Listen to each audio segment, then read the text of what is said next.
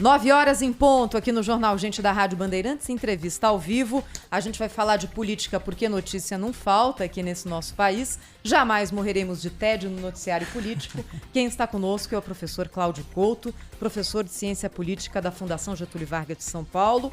Ele também tem um podcast aqui, o Fora da Política Não Há Salvação. Professor Cláudio Couto, bom dia, seja bem-vindo aqui mais uma vez à Rádio Bandeirantes. Bom dia, é um prazer sempre estar conversando com vocês. O prazer é nosso. Queria começar o nosso bate-papo perguntando para o senhor qual foi a sua visão, que tipo de impacto pode haver agora na corrida presidencial da criação desse grande novo partido, União Brasil, que é a fusão do DEM com o PSL. No primeiro momento, 82 deputados. É claro que vai haver uma evasão, principalmente da parte dos deputados bolsonaristas do PSL, que devem migrar para outro lugar. Se fala no PP, que talvez abrigue também o presidente Jair Bolsonaro. De qualquer forma, é uma sigla forte, grande, já nasce rica e que representa a tendência política de centro-direita. Isso aqui tem que peso na corrida eleitoral, na opinião do senhor, professor? Olha, acho que tem peso, sim. É preciso ver se esse partido novo ele vai apoiar algum candidato à presidência da República. Digo isso porque é muito possível também que o partido opte por se organizar muito mais para as disputas estaduais, para as disputas para o Congresso Nacional, do que propriamente apoiar um candidato majoritário aí à presidência da República. Até porque a gente vê que há uma dificuldade muito grande da criação desse candidato da assim chamada terceira via, né? Existe até demanda para esse tipo de candidatura, isso as pesquisas mostram, né, que é uma parcela grande do eleitorado que diz que gostaria de votar eventualmente em um candidato que não fosse nem Lula, nem Bolsonaro, mas parece que não há uma oferta que satisfaça essa demanda. Tanto que nenhum dos candidatos que até agora têm sido aventados aparece bem nas pesquisas.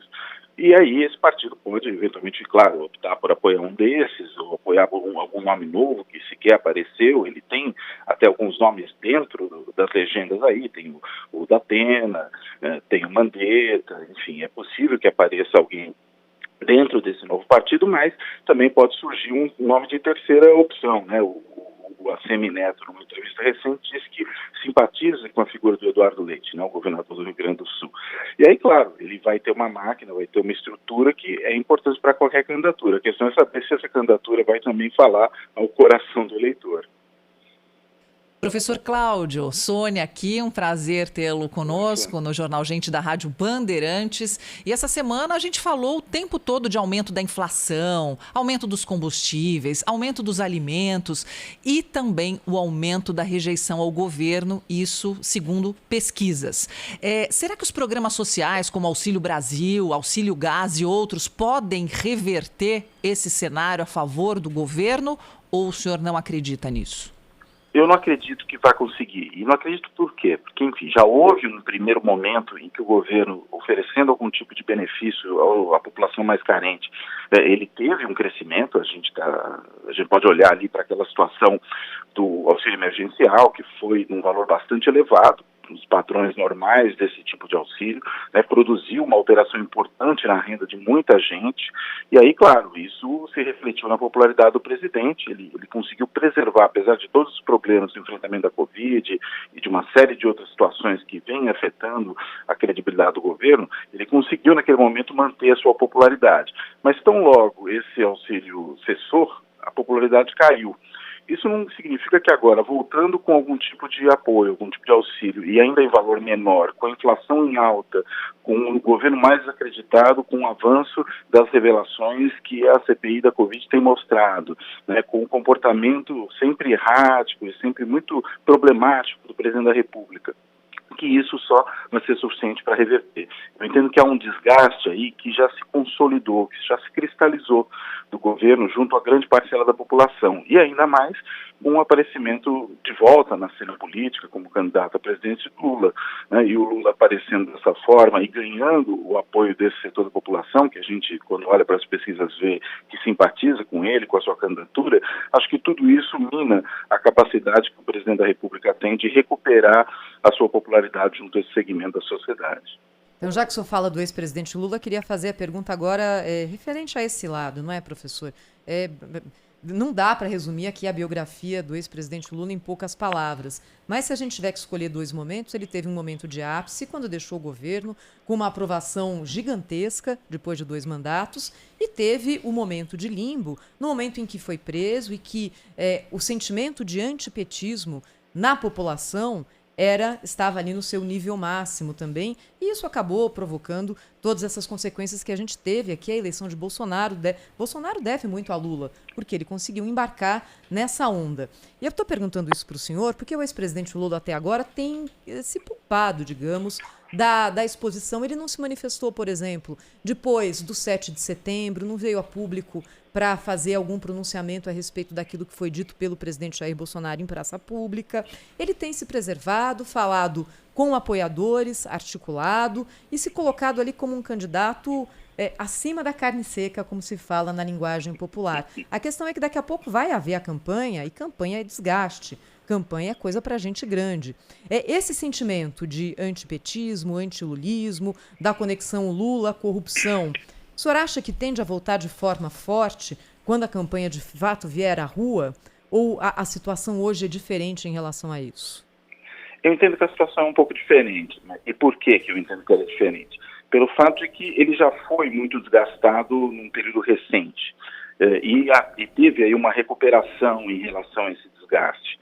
Eu acho pouco provável que esse desgaste ocorra de novo nos mesmos termos que ocorreu anteriormente, né? Porque, para usar uma expressão aí que o pessoal do mercado financeiro gosta de usar, a gente pode dizer que o desgaste do ex-presidente Lula, ele já foi precificado, ou seja, ele já absorveu isso, e é difícil que, vamos dizer, a rememoração das coisas que aconteceram, novos ataques baseados nesse mesmo tipo de problema, que eles surtam o mesmo efeito que surtiram antes.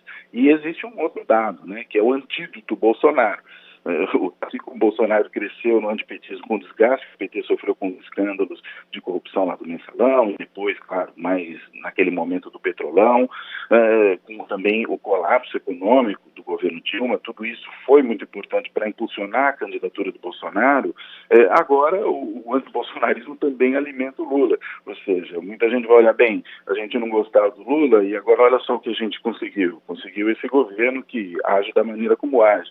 E aí, consequentemente, talvez a outra opção seja melhor. Ou seja, o Lula também se fortalece com base nesse desgaste, nessa impopularidade e nessa perda mesmo de credibilidade do presidente Bolsonaro. Então, eu acredito, claro, ele deve sofrer sim, na hora que a campanha começa, os ataques que acontecem, alguma perda, algum desgaste, mas creio que não vai ser nada perto, nada próximo daquela magnitude do desgaste que ele sofreu anteriormente. Professor Cláudio, com essa polarização, né, que o senhor está descrevendo muito bem, a pergunta recorrente é sempre sobre a terceira via. A gente tem perguntado aqui para todos os nossos entrevistados, são diversas opiniões, e eu tenho curiosidade especificamente na situação do ex-ministro Sérgio Moro. Porque assim, as pessoas falam, ele está lá, ele aparece numa pesquisa estimulada, mas ao mesmo tempo não existe uma campanha, existe aí um assédio de partidos. Então eu gostaria que o senhor falasse sobre essa possibilidade de terceira via e especificamente da questão do ex-ministro Sérgio Moro. Olha, como eu falei há pouco, né, existe demanda para essa terceira via, né? Uma parcela grande do eleitorado, já pode dizer que pelo menos 1/4 dos eleitores dizem que gostariam de votar num candidato que não fosse nem Lula nem Bolsonaro. Mas nenhum dos nomes até agora, inclusive o Sérgio Moro, tem emocionado esse segmento do eleitorado. Agora, é claro também que a gente deve contar um dado, né? Até agora Sérgio Moro não é de fato candidato, né? Ele não se apresentou dessa maneira à população, e isso faz diferença. A gente pode até olhar para pesquisas lá atrás, quando o ex-presidente Lula ainda estava preso, não podia ser candidato, se perguntava sobre ele. A intenção de voto dele era mais baixa. Na hora que ele volta para a cena política de fato, a intenção de voto cresce. Eu acredito que algo parecido possa ocorrer também com o ex-ministro Sérgio Moro, né? Se ele, de fato, se colocar como candidato, há sim uma certa tendência de crescimento dessa intenção de voto nele. O quanto é difícil a gente saber agora, mas eu acho que ele pode sim ter um certo crescimento. As projeções que a gente vê, por exemplo, de segundo turno hoje, quando se pergunta como as pessoas votariam contra Lula e Moro, contra Bolsonaro e Moro, contra o Ciro e Moro, enfim, só para citar alguns casos, não dão um cenário muito positivo para ele. Ele geralmente perde em praticamente todos os cenários, só não perde do Bolsonaro, né, nas projeções de segundo turno. Dos outros todos ele perde. Então, enfim, é preciso ver se ele vai conseguir superar esse desgaste que ele sofreu, que ainda é recente, né, que não teve um elemento como teve no caso do Lula, que eu mencionei, já de absorver esse desgaste, poder dar um passo à frente, mas eu acredito que ele, uma vez se apresentando, tenha sim algum crescimento. A questão é que a gente não sabe que caminho ele vai ser, se é suficiente, por exemplo, para levá-lo para o segundo turno. Mas ele pode, inclusive, atrapalhar o Bolsonaro, porque ele tira do Bolsonaro uma parte dos seus eleitores, né? E isso pode fazer com que o Bolsonaro tenha uma votação menor do que essa que tem hoje, aí, que aparece às vezes em torno dos 25%, e talvez ele caia para os 20%, pouco menos do que isso. Enfim, a gente precisa esperar realmente para ver se ele vai ser candidato, se ele vai ser candidato a presidente, porque existe também a possibilidade de uma disputa pelo Senado, né, no Paraná. Enfim, todas essas coisas têm que ser resolvidas, mas eu acredito sim que uma vez aparecendo como candidato, ele cresça um pouquinho. Eu te pergunto isso até, professor, porque em 2018 a eleição ela foi mobilizada pela coisa da moral, pela coisa de vamos acabar com a corrupção, e essa eleição ela vai ser diferente, é a economia que vai pautar. Então, eu não sei se ele transitando de um cenário para outro, se essa candidatura decola, mas enfim, vamos aguardar. O que o senhor acha?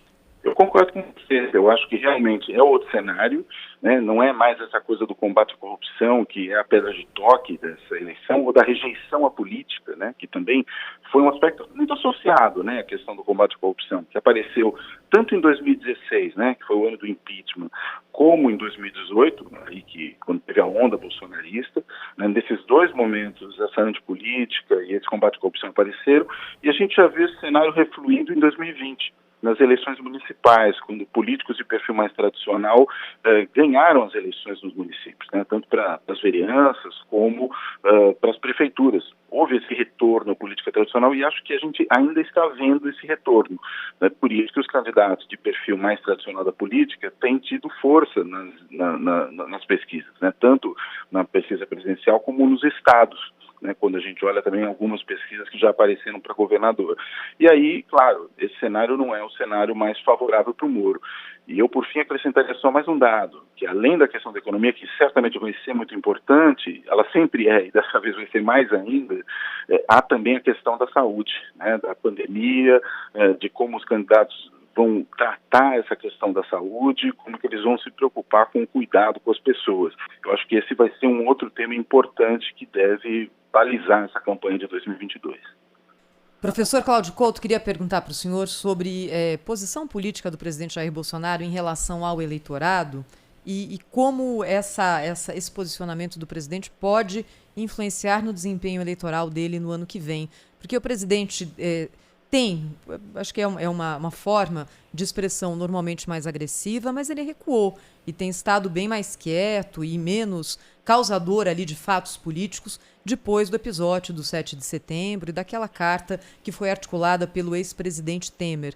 Dessa forma, ele se coloca como alguém menos conectado com o eleitorado raiz, mas talvez como uma pessoa que tem um pouco mais de possibilidade de penetração naquela parcela do eleitorado que se incomoda com esse posicionamento mais agressivo. Faz algum sentido isso, professor?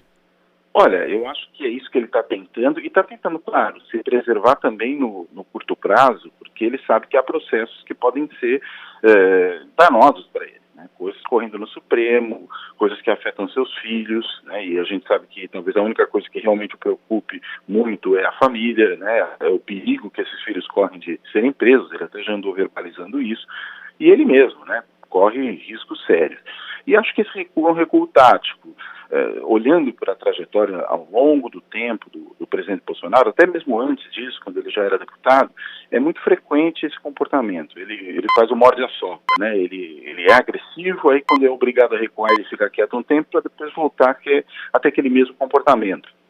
É improvável que Bolsonaro tenha, digamos, sofrido uma grande transformação nesse período e vá ser assim até a eleição de 2022.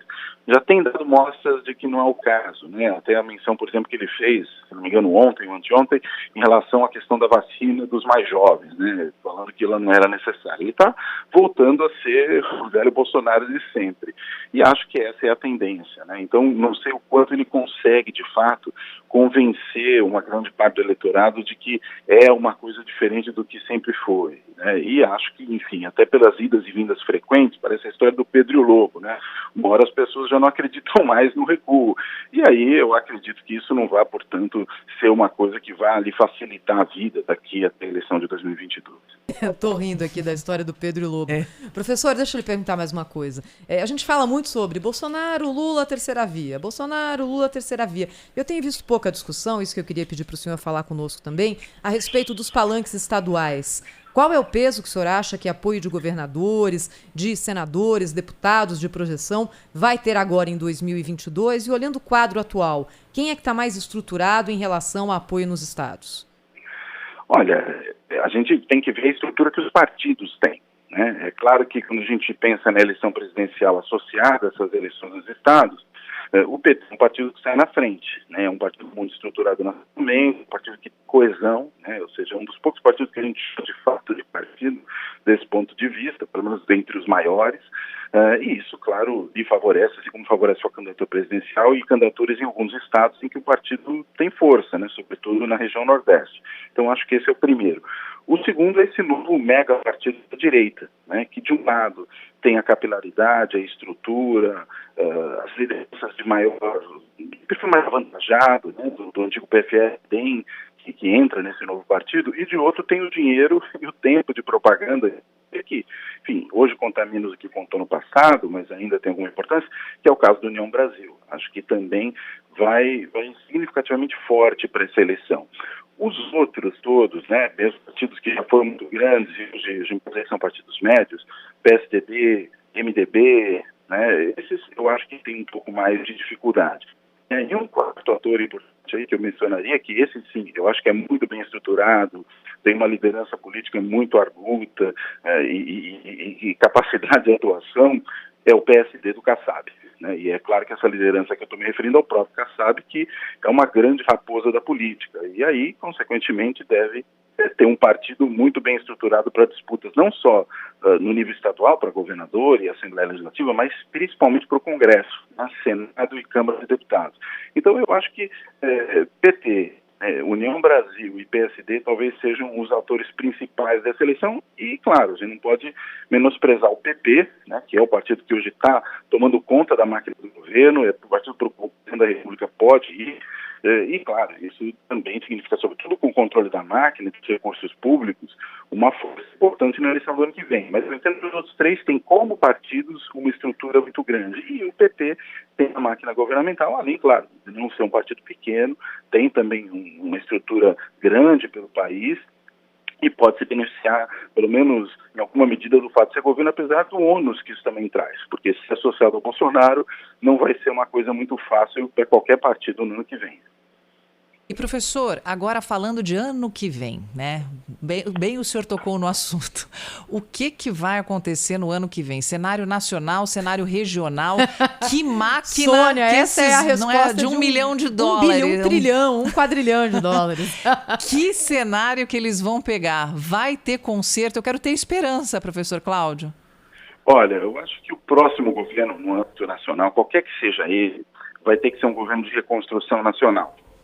A gente está vendo aí um cenário de devastação, né, de destruição de políticas públicas que demoraram muito tempo para serem estruturadas, e quando eu digo muito tempo, não estou nem pensando desde a Constituição de 88, que é um marco importante, mas mesmo desde muito antes, né. Vou dar um exemplo. O Plano Nacional de Imunizações, né, que é o nosso plano de vacinação. É uma política que começou a ser construída ainda durante o regime militar, né, no final dos anos 60, com a campanha de erradicação da varíola, aí sim, já em metade dos anos 70, né, com o próprio PNI, né, o Plano Nacional de Imunizações, e isso tudo foi, em boa medida, desmontado pelo atual governo, né, e outras coisas parecidas acontecem no âmbito da cultura, no âmbito da educação, no âmbito da tecnologia. A gente viu aqui agora, nessa semana, esse imenso corte de recursos para a ciência e tecnologia, que vai, evidentemente, estancar o desenvolvimento do país, na medida que não há recursos para pesquisa, né? Nós temos visto isso em várias frentes. Então, eu entendo que o próximo governo vai ter que ser um governo como aquele governo que pega o país após uma guerra, né? Um país devastado, não no sentido físico, né? A gente não teve destruição física, mas a gente tem uma destruição institucional, uma destruição econômica e até mesmo, diria, uma destruição moral, né? É um país que realmente, nesses anos de governo Bolsonaro, foi destruído em boa medida. Bem, queria agradecer ao professor Cláudio Couto, professor de Ciência Política da Fundação Getúlio Vargas de São Paulo, mais uma vez falando conosco aqui e dando vários pontos de vista para o nosso ouvinte pensar.